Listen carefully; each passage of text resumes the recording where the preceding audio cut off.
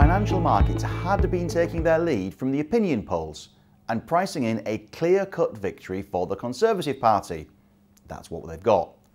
I've even heard some psephologists assert that the Tories have won their biggest percentage of the vote since 1970, which in some ways is pretty ironic, as in 1970 the Conservative leader and winner was Edward Heath, a committed European who took us into the common market as it was then.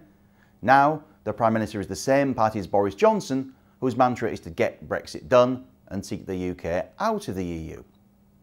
But even though the polls were spot on, we've still seen some violent moves, the most notable one being in the pound.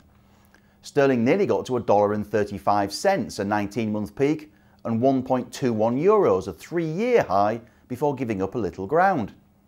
The FTSE 100, meanwhile, is up by around 0.5 to 0.75% in early trading. That's a relatively muted move, and it's partly due to sterling's surge. Remember, the trade since the June 2016 referendum result has generally been pound down, FTSE 100 up, as sterling's slide increased the value of the index's multinational members' overseas assets and profits.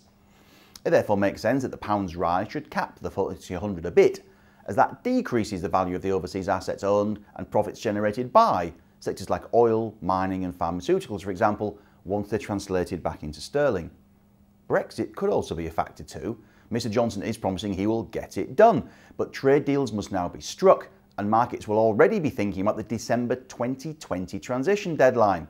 Unless that's extended, something Mr Johnson said he won't accept, then the UK could still leave with no deal and leave markets facing a hard Brexit scenario, the very scenario they've been worried about for 3.5 years amid concerns over what it may or may not mean for trade and the economy.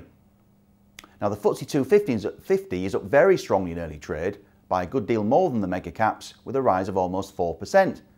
This is because the mid-cap benchmark contains more names which rely on the UK for their daily business. A strong pound may even cap imported raw material costs for them, tamp down inflation and put more money in consumers' pockets on a real terms post-inflation basis. The leading market gainers early on include house builder Persimmon, Barratt Developments, British Gas owner Centrica, Virgin Money UK, International Consolidated Airlines, Lloyds and Stagecoach.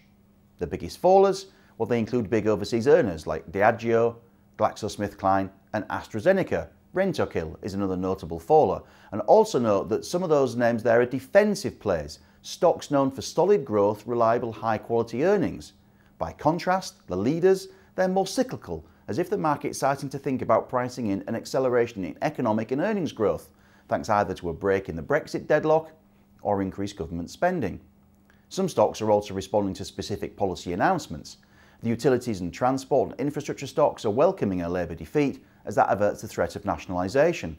The house builders will be looking to the government to follow up on talk of looking at stamp duty land tax, for example. Again, please do note that these are not expressions of political preference on behalf of myself or my employer, just a statement of the facts. Now let's move on to the implications of the election from a personal finance perspective. It seems fair to say the Conservative government is probably going to have a lesser impact for most people than a Labour or coalition administration would have done. We may have to wait until the budget in February before any details are confirmed, but in the meantime, there are a number of pledges from the Conservative manifesto that are worth being aware of, with regard to national insurance, tax and pensions in particular. The Tory manifesto makes it clear that they will raise the threshold at which you pay national insurance from £8,632 to £9,500 in 2020-21.